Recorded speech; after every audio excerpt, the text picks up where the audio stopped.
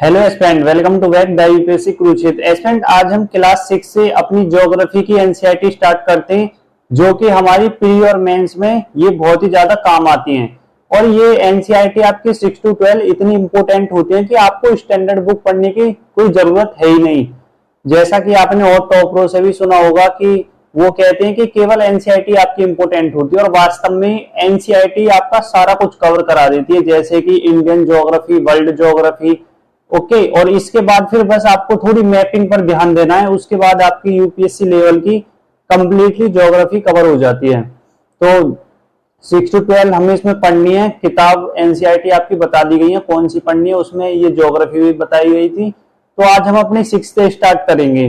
और आप new aspirant हो, अभी तैयारी में उतरे हो, तो हिस्ट्री की आपने प्लेलिस्ट जरूर देखनी है, जिसमें 6 to 12 न्यू एनसीईआरटी भी करा दी है।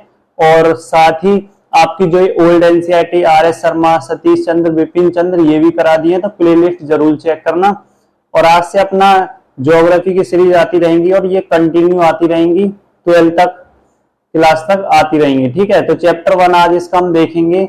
तो जैसा कि आप स्क्रीन पर देख रहे होंगे, ये आपकी किताब है पृथ्वी हमारा आवास। ये आपके 6th क्लास की किताब है। तो इसमें कुछ ऐसी छोटी छोटी डेफिनेशन दी गई हैं जो कि आपको 12th में नहीं मिलेगी डायरेक्टली। जब आप 12th की एनसीईआरटी पढ़ोगे या फिर 11th की पढ़ोगे, तो वहां आपको ये डेफिनेशन नहीं मिलती हैं। इसलिए आप यहाँ डेफिनेशन अपनी बहुत अच्छी तैयार कर सकते हो। ओके, तो चलो इस चैप्टर की, इस किताब की विषय सूची देख लेते हैं, हमें क्या क्या इसमें चैप्टर पढ़ने हैं। देखो, ओल्ड और न्यू एनसीईआरटी का वही होता है, केवल आपको मैंने पहले ही बताया था, केवल आपको हिस्ट्री में करना है ओल्ड न्यू। और जितने भी बाकी आपकी एनसीईआरटी ना, सब में न्यू आएगा। जितना न्यू हो सकता है केवल वही पढ़ना है। ओके, तो न्यू वाली अगर एनसीईआरटी में देखें तो आपके लगभग 6 चैप्टर है, और वही हमें पढ़ने। तो उनमें से भी हमें एक चैप्टर छोड़ना है। ठीक है, तो वो अभी देख लेते हैं कौन सा छोड़ना है। तो पहला चैप्टर हमें सौर मंडल में पृथ्वी, जिसे हम आज ही पढ़ेंगे। ओके, दूसरा चैप्टर ग्लोब अक्षांश एवं देशांतर, ये भी आज हम पढ़ेंगे। और तीसरा चैप्टर पृथ्वी की गतियां, ये भी इंपॉर्टेंट है, सही पढ़ेंगे। और ये जो चौथा चैप्टर है ना आपका मानचित्र, तो इसमें मतलब मैप के बारे में बता रखा है, इतना खास है नहीं, और बिल्कुल भी इसमें कुछ हमारे काम का नहीं है। तो ये चैप्टर बिल्कुल नहीं पढ़ना। जो चैप्टर हमारे काम का नहीं है ना, उसे बिल्कुल छोड़ देंगे, बिल्कुल पढ़ना नहीं है वो। और फिर आपका 5th चैप्टर है, वो है आपकी पृथ्वी की प्रमुख परिमंडल। ठीक, पृथ्वी में वायुमंडल, ये सब हम इसमें जानेंगे। और 6th चैप्टर पे हमारा देश, इसके बारे में थोड़ा सा आइडिया दिया गया है इस किताब में। तो ये आपकी विषय सूची हो गई, और चलते हैं अपनी किताब की ओर, और अपना पहला चैप्टर आज हम स्टार्ट करते हैं। ओके स्टूडेंट, तो अब हम अपना चैप्टर नंबर 1 स्टार्ट करते हैं, जिसका नाम है सौर मंडल में पृथ्वी। तो सबसे पहले एक बात समझना, आप इस चैप्टर को हम पढ़ेंगे। पहली बात तो स्लाइड बना रखी है, जो कि आपका इंपोर्टेंट है, उसे हम पढ़ेंगे। साथ में नोट्स बनाना भी सीखेंगे। और जैसा कि आपको पता है, जब हमारी एक बुक कंप्लीट हो जाती है ना, तुरंत ही उसके बाद आपको नोट्स मिल जाते हैं। और वो नोट्स मिलेंगे आपको टेलीग्राम पर। तो टेलीग्राम पर सर्च करके देखना एक बार, द यूपीएससी कुरुक्षेत्र टेलीग्राम आ जाएगा, तो आप ज्वाइन कर लेना। या फिर चैनल ओपन करना, वहां लिंक दिया गया है टेलीग्राम का, वहां से भी ज्वाइन हो सकते हो। इसी प्रकार आपको जितने भी अब तक क्लासेस हुई हैं, सभी के नोट्स वहां आपको मिल जाएंगे। तो नोट्स की टेंशन मत लेना, जैसे ही 5 चैप्टर इस बुक के समाप्त होंगे, तुरंत ही इसके नोट्स आ जाएंगे। और साथ ही नोट्स बनाना तो सीखेंगे, क्योंकि आपको खुद भी तो नोट्स बनाने आने चाहिए। तो चलो हम चैप्टर नंबर 1 अपना स्टार्ट करते हैं, जिसका नाम है, क्या नाम है आपका, सौर मंडल में पृथ्वी। तो थोड़ा सा इंट्रोडक्शन के तौर पर हम समझ लेते हैं। तो सौर मंडल वही होता है, हमारे सूर्य का परिवार भी कह सकते हैं, या जिसमें ग्रह, उपग्रह, तारे, ये सभी आपस में मिलाकर सौर मंडल का निर्माण करते हैं। ठीक है, तो जिस प्रकार आपको ये इमेज में दिख रहा है ना, तो ओवरऑल यही है। और इसे बिल्कुल आज डिटेल्स में पढ़ेंगे, एक एक चीज क्या क्या है, ये सभी हमें इसमें पढ़नी है। एक बात और, आपको कोई भी किताब कैसे पढ़नी, जैसे कि अब हम चैप्टर 1 पढ़ रहे हैं, तो फिलहाल यहाँ से तो पढ़ना ही है, नोट्स भी बनानी है, एक बार स्वयं से रीडिंग करनी है चैप्टर की। और बाद में उम्मीद होगी आपके पास यूपीएससी पीवाई की बुक होगी, प्री की भी होगी, मेंस की भी, तो उससे क्वेश्चन ढूंढने हैं आपको। ठीक है, कौन कौन से क्वेश्चन आए इस चैप्टर से, तो इस प्रकार आपकी तैयारी और ज्यादा बेटर हो सकती है बिना किसी भी कोचिंग लिए। तो चलो देखते हैं चैप्टर 1। तो यहाँ सब ऊपर छोड़ देना आपका। तो पहली हेडिंग जो आप अपने नोट्सों में आज नोट्स करने वाले हो, क्या नाम है उसका? खगोलीय पिंड। तो खगोलीय पिंड क्या होता है, ये सबसे पहले आपको टॉपिक अपना डाल लेना है अपनी नोटबुक पर, और फिर आप आगे आपको नोट करना है। तो खगोलीय पिंड क्या होते हैं? सूर्य, चंद्रमा तथा वे सभी वस्तुएं जो रात में आसमान में चमकती हैं, वे खगोलीय पिंड कहलाती हैं। तो खगोलीय पिंड क्या होता है? कहने का मतलब जो भी आसमान में चीजें हैं जिनमें सूर्य आगे, जैसे एक सूर्य, तारा है, चंद्रमा, उपग्रह है, जो भी वस्तु आ गई ना, वे सभी खगोलीय पिंड कहलाएंगी। ओके, तो बस इतनी सी डेफिनेशन थी। आगे आपका फिर एक पॉइंट नोट और करना है आपको, तो उस पॉइंट में देख लेना आप। कुछ खगोलीय पिंड बड़े आकार के होते हैं, गर्म भी होते हैं, और ये गैस से बने होते हैं। ठीक है, इनके पास स्वयं की ऊष्मा तथा प्रकाश होता है, जिसे हम तारा कहते हैं। जैसे सूरज मान लो, सन एक हमारा तारा है, तो सन एक तो बड़ा है, ओके, ये क्लियर हो गया, और गर्म भी है, ठीक, और गैसीय भी है। तो जो आपका सन है वो आपको पता है किस किस चीज से मिलकर बना है? वो आपका मिला है हाइड्रोजन और हीलियम। तो इन दोनों गैसों से मिलकर बना हुआ है सूरज। तो वो तारा है कहने का मतलब। तो तारा की डेफिनेशन ये हो गई, ठीक है। और आगे हमें कुछ तारा के बारे में जानना है, और जो आपका यहाँ ये इंपोर्टेंट है, तो चलो देख लेते हैं। यहाँ आपको अपने नोट्स बड़े सावधान तरीके से बनाने हैं आपको, ठीक है, और शॉर्ट उसमें बनाना, की पॉइंट में, लंबी लंबी थ्योरी बिल्कुल नहीं लिखनी है, ठीक। आगे आपका नोट्स करना है नक्षत्र मंडल। तो ये नक्षत्र मंडल क्या होता है? ये विभिन्न तारों का समूह होता है, ठीक है। तो आपको हेडिंग डालिए नक्षत्र मंडल, और इसके आगे लिखनी है तारों का विभिन्न समूह होता है, ठीक है। और ये अर्सा मेजर, बिग बियर, इसी के ही पार्ट होते हैं। ओके, ये आपको पता चल गया। आगे फिर देखना है सप्त ऋषि, या जिसे बोलते हैं सप्त सात और ऋषि सत, ये 7 तारे के समूह होते हैं, मतलब 7 तारे होंगे, उन्हें सप्त ऋषि कहते हैं, जो कि नक्षत्र मंडल अर्सा मेजर का ही भाग है। तो आपको ये पॉइंट कैसे नोट करना है? तो आपको ये बड़े ध्यान से नोट करना है, ठीक है। ऐसा करना है जो एक बार आप अपनी नोटबुक में देखो ना, तुरंत ही आपको ये याद हो जाए। तो यहाँ लिखना है आपको, मतलब जो ये आपका नक्शा मंडल है, जो आपका ये नक्शा मंडल है ना, ये आपके तारों का ग्रुप है, ठीक। और अर्सा मेजर इसका भाग है, ठीक है। और जो सप्तऋषि तारा है, एडजस्ट कर लेना, आप लिख लेना, ठीक है। तो स्क्रीन छोटी है इसलिए ज्यादा नहीं लिख सकते यहाँ। तो ये तारों का समूह है। तो इस प्रकार आपको टू द पॉइंट में अपने नोट्स ये बनाने हैं, ठीक है। तो ये बात आपको बिल्कुल क्लियर हो गई होगी। कहने का मतलब जो ये नक्शा मंडल है ना, ये विभिन्न तारों का समूह है, और इसके एक भाग का क्या नाम है? अर्सा मेजर, या इसे बोल सकते हैं हम बिग बियर, ठीक है। और सप्तऋषि है, ये 7 तारों का समूह होता है, और जो कि अर्सा मेजर है वो इसी का ही भाग है। तो बस इतनी सी बात थी इसमें। ओके, आगे चलते हैं। अब आगे आपका फिर एक पॉइंट आपका इंपोर्टेंट आ गया, ध्रुव तारा क्या होता है? इसके बारे में आपने बहुत बार सुना भी होगा। तो सप्तऋषि की सहायता से ही ध्रुव तारे की स्थिति को हम ज्ञात कर सकते हैं। तो ऐसे ऐसे क्वेश्चन भी शायद पीटी में आ सकते हैं।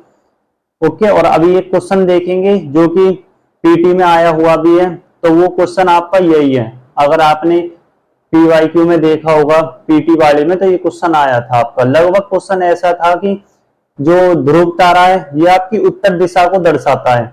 तो अगर आपको उत्तर दिशा में जाना है तो आप किस हाथ पर चलते जाएंगे? शायद इसी प्रकार का क्वेश्चन था, एक बार आप चेक करके जरूर देखना। ओके, ये आपका नोट कर लिया होगा आपने। फिर आगे देखना है हमें, कुछ खगोलीय पिंड में अपना प्रकाश या ऊष्मा नहीं होती है, ठीक है, वे ग्रह कहलाते हैं। ग्रह कौन सा है? हमारी पृथ्वी, मंगल, शनि, अरुण, वरुण, तो ये सभी ग्रह हैं। अभी हम थोड़ा उसमें भी देख लेंगे चित्र में, ग्रह कौन से हैं, उपग्रह कौन से हैं, सब देख लेंगे। यहां तक आपने नोट कर लिया होगा। आगे चलते हैं। तो ये आ गया आपका स्क्रीन पर, ठीक है। थोड़ा बड़ा हो रहा है, अपना छोटा कर लेते हैं इसे। चलो, ये आपका काम चलाने लायक हो गया। तो यहां समझो ये आपका सूरज है, ठीक है, ये बुध, ये शुक्र, पृथ्वी, मंगल, बृहस्पति, शनि, अरुण, वरुण। तो के ओवरऑल 8 हमारे ग्रह हैं और जो हमारा तारा है वो क्या है, सूरज, सन, ठीक है। और यहां ये दे रखा है इन्होंने, नीचे आप जरूर पढ़ के देखना ये चीज थोड़ी, और इनको आपको नोट भी जरूर करना है। जैसे सूरज के सबसे नजदीक ग्रह बुध है, ओके, तो ये सब आपको पॉइंट जरूर ध्यान रखने। और एक ये आपको पट्टी दिख रही है क्षुद्र ग्रह, तो ये आपकी बहुत ज्यादा इंपॉर्टेंट है, ये आपको ध्यान रखनी है। एक तो ये मंगल ग्रह के बीच में, मंगल से लेकर बृहस्पति ग्रह, इन दोनों के बीच में, ये भी आपका क्वेश्चन एक बार आया था, ओके। नेक्स्ट आगे चलते हैं। अब आगे उसी के बारे में दे रखा है जिसमें हमने अभी पढ़ रहे थे। अभी हम यहाँ दे रखा है सौर मंडल। तो सौर मंडल में मतलब जैसे सूर्य, 8 ग्रह, इसमें उपग्रह तथा कुछ खगोलीय पिंड जैसे क्षुद्र ग्रह, अभी बताया था ना आपको, उल्का पिंड से मिलकर सौर मंडल का निर्माण होता है। उसे हम सौर परिवार का नाम देते हैं, जिसका सूरज सबसे बड़ा मुखिया होता है। तो सौर मंडल का मतलब इतना सही होता है, ठीक है। आगे चलते हैं, फिर हम देखते हैं ग्रह। ग्रह कौन कौन से होते हैं। तो ग्रह हमारे सौर मंडल में 8 हैं, अभी आपको गिनाए थे, ठीक है। सूर्य से दूरी के वे अनुसार हैं, जैसे बुध, शुक्र, पृथ्वी, मंगल, बृहस्पति, शनि, ठीक है, यूरेनस और नेपच्यून, ठीक है। तो ये अपने 8 हैं।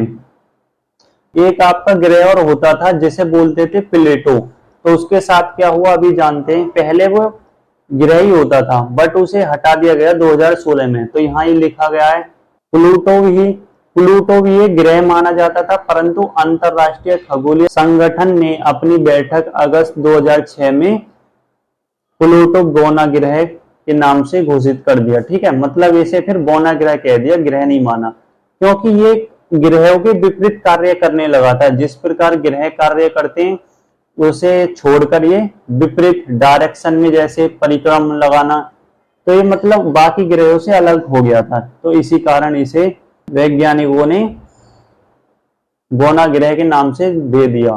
तो ऐसा भी क्वेश्चन आ सकता है गौना ग्रह कैसे बोलते हैं, ठीक है। और थोड़ा सा पृथ्वी के बारे में, तो आकार में यह 5वीं सबसे बड़ा ग्रह है, ठीक है, और ध्रुवों के पास ये चपटी है।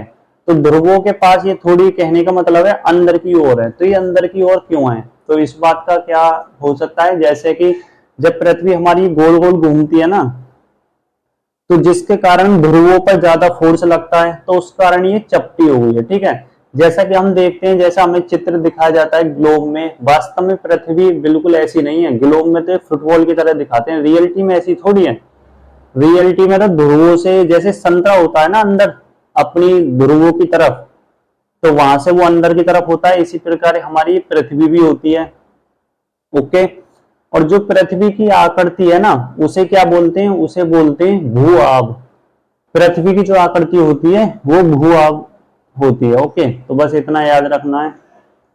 और चंद्रमा के बारे में थोड़ा, चंद्रमा के बारे में जान लो, तो आपको चंद्रमा के बारे में ये पॉइंट ऐड करने हैं कि चंद्रमा पृथ्वी का एकमात्र उपग्रह है। उपग्रह क्या होते हैं, तो उपग्रह देखो 2 प्रकार के होते हैं, एक तो मानव निर्मित होते हैं और एक प्राकृतिक। प्राकृतिक जैसे चांद, ठीक है, और मंगल के पास हैं 2, तो इस प्रकार ये उपग्रह होते हैं, ठीक है। और मानव निर्मित होते हैं जैसे कि सैटेलाइट जो भी हम भेजते हैं। ये चंद्रमा के बारे में आपको थोड़ा बस इतना ही करना है और ज्यादा नहीं। तो यहाँ थोड़ी 2 डेफिनेशन है उपग्रह। एक खगोलीय पिंड है जो ग्रह के चारों ओर चक्कर काटते हैं। तो थोड़ा सा यहाँ भी समझो, जैसे ग्रह होते हैं, जैसे कि हमारा पृथ्वी ग्रह, मंगल ग्रह, वो तो सूर्य के चक्कर काट रहे हैं, और जो ये उपग्रह होते हैं ना, ये उस पर्सनली उस ऑब्जेक्ट के चक्कर काटते हैं जिसके पास होते हैं। जैसे कि हमारी पृथ्वी के पास क्या है, तो हमारी पृथ्वी के पास चंद्रमा, ठीक है। तो ये हमारी पृथ्वी का भी सूर्य का चक्कर तो काटेगा क्योंकि ऑलरेडी पृथ्वी काट रही है, तो ये पृथ्वी का भी चक्कर काटते रहते हैं, ठीक है। तो इस प्रकार ये होता है, ओके, उपग्रह। और फिर यहाँ मानव निर्मित लिखा हुआ है। मानव निर्मित से तो आप परिचित हो, जो कि सैटेलाइट ये हम सब भेजते हैं अपनी सुविधाओं के लिए, तो ये मानव निर्मित उपग्रह हो गए, ओके। चलो तो आगे चलते हैं फिर। तो यहाँ लिखा हुआ है जैसे चंद्रमा पृथ्वी का चक्कर लगभग 27 दिन में पूरा कर लेता है, इतने ही समय में यह अपनी अक्ष पर भी चक्कर लगाता है। तो इस बात का मतलब समझे, जो चंद्रमा है वो पृथ्वी का 27 दिन में पूरा चक्कर कर लेगा। ठीक है, राउंड इसने मान लिया एक 27 दिन में, बट ये अपनी जगह पर भी तो घूमता है। आगे वाले चैप्टर में पढ़ोगे जो पृथ्वी की गतियां दो प्रकार की हैं, तो इसी प्रकार उपग्रह की भी है। तो ये अपना जो मून है ये पृथ्वी के तो अराउंड घूम ही रहा है और फिर खुद के भी चक्कर लगा रहा है। ठीक है, तो ये दोनों काम 27 दिन में कर लेता है। ओके, क्षुद्र ग्रह ये क्या होते हैं? तो आपको अभी आपने फोटो में देखा था ना, मंगल ग्रह और बृहस्पति ग्रह के बीच में कुछ ऐसे पत्थर हैं जो कि वे ग्रह नहीं बन पाए थे। इस कारण वे छोटे छोटे पार्टिकल में, हालांकि हैं तो बड़े, बट छोटे छोटे पार्टिकल में वे घूम रहे हैं पत्थर की तरह। जैसा कि आप यहाँ देख रहे होंगे ये क्षुद्र ग्रह है। ठीक है, तो ये पार्टिकल में घूमते रहते हैं, ये भी चक्कर लगाते हैं। जैसा कि अभी इमेज से अभी हम क्लियर कर लेते हैं इसको भी। चलो एक बार देख ही लेते हैं इसे। जैसा कि आपके ये रही क्षुद्र पट्टी इसे बोलते हैं। तो पहली बात मंगल ग्रह और बृहस्पति ग्रह के बीच में तो क्या हुआ था जब, हालांकि हम इसे 11th में ज्यादा डिटेल से पढ़ेंगे। तो पृथ्वी, ये ग्रह सब, इनके निर्माण कैसे हुए? डायरेक्ट तो ऐसा है नहीं कि आगे होंगे कहीं से इनका निर्माण हुआ। तो क्षुद्र पट्टी आपकी ये देखो, तो इसमें आपको क्या दिख रहा होगा? छोटे छोटे पत्थर दिखाई दे रहे होंगे, तो इन्हें बोलते हैं क्षुद्र ग्रह। ये भी सूर्य के चारों ओर चक्कर लगाते हैं। तो कुछ ऐसे रीजन रहे थे जिसके कारण ये बड़े ग्रह नहीं बन पाए, छोटे के छोटे रह गए और ऐसे ही चक्कर लगा रहे हैं आज भी। तो इनमें से कुछ उल्का ऐसे होते हैं जो कि धरती की ओर आ जाते हैं, जिन्हें हम कहते हैं कि तारा टूट गए। तो वास्तव में एक बात बताओ, आपने शायद कहीं से सुना होगा टूटते हुए तारे से विष मांगते हैं आप। तो आप ये बताओ, तारे तो गैस के होते हैं, तो गैस कभी टूट सकती है? ये सब कुछ हो सकता है? तो गैस तो गिर भी नहीं सकती। तो वो तारे टूटते वूटते कुछ नहीं है, वे क्षुद्र ग्रह ही होते हैं। ठीक है, ये हमारी पृथ्वी की ओर तेजी से आते हैं और पृथ्वी पर वायुमंडल होने के कारण इनमें घर्षण लगता है। ठीक है, जिस कारण ये हमें चमकते हुए दिखाई देते हैं। तो हमें ऐसा प्रतीत होता है कि कोई तारा टूटा है। ओके, रियलिटी में ऐसा नहीं होता। चलो ये चीज क्लियर हो गई अब आपके। ठीक है, क्षुद्र ग्रह के बारे में। तो ये आपको साथ के साथ नोट भी करने और इनके शॉर्ट नोट्स भी आपको जरूर मिल जाएंगे। ओके, क्षुद्र ग्रह ये आपका क्लियर हो गया। क्षुद्र ग्रह वो थी, और ये उल्का पिंड अभी हमने बता दिया कि इनकी गिरने की प्रवृत्ति होती है। ठीक है, पहली प्रवृत्ति इनकी गिरने की होती है, ये आपको ध्यान रखना है। ठीक, क्षुद्र ग्रह इनकी गिरने की प्रवृत्ति होती है। और नोट्स बनाने का इससे भी आप आइडिया लगा लेना, जो भी इन स्लाइडों में आपको कलरफुल लिख रहा है ना, केवल इतने से एरिया में से नोट्स बनाने हैं आपको, ज्यादा आगे कहीं नहीं भागना। ठीक है, अब बात कर लेते हैं आकाशगंगा की। तो इसमें क्या नोट करना है? आकाशगंगा एक चौड़ी सफेद पट्टी के समान में, जिसमें हमारा सौर मंडल भी है। ठीक है, और ब्रह्मांड में मतलब बहुत सारी ऐसी ही गैलेक्सियां पाई जाती हैं। ठीक है, तो ये एक गैलेक्सी है। इस गैलेक्सी का क्या नाम है? आकाशगंगा। आकाशगंगा क्यों है? क्योंकि जब आप बाहर देखते होगे, मतलब थोड़ी मिल्क टाइप की लगती है, मिल्की वे भी बोलते हैं इसे। तो इसी में ही हमारा सौर मंडल है कहीं भी। और जो ये गैलेक्सी होती है ना, तो थोड़ा चलो समझ लो इस बात को। जैसे कि मान के चलो ये ब्रह्मांड है आपका, जस्ट इमेजिंग। ओके, यहाँ आपकी ये गैलेक्सी है। अभी समझेंगे गैलेक्सी क्या होती है। ये आपकी कोई गैलेक्सी ऐसी है, कोई ऐसी है, इनका कोई अंदाजा नहीं है कि कोई गोली होगी कैसी होगी। ठीक है, अब इसी गैलेक्सी में कोई सी मान लो, चलो ये वाली गैलेक्सी हमारी मिल्की वे है, हमारी है आकाशगंगा, ये वाली गैलेक्सी है। इसी में ही हमारा सौर्य मंडल होगा, पृथ्वी भी, हम भी यहाँ होंगे। ठीक है, तो मतलब समझा, ब्रह्मांड वाले चैप्टर में ढंग से पढ़ेंगे इसे। मतलब ब्रह्मांड इतना विशाल है कि जिसमें बहुत सारी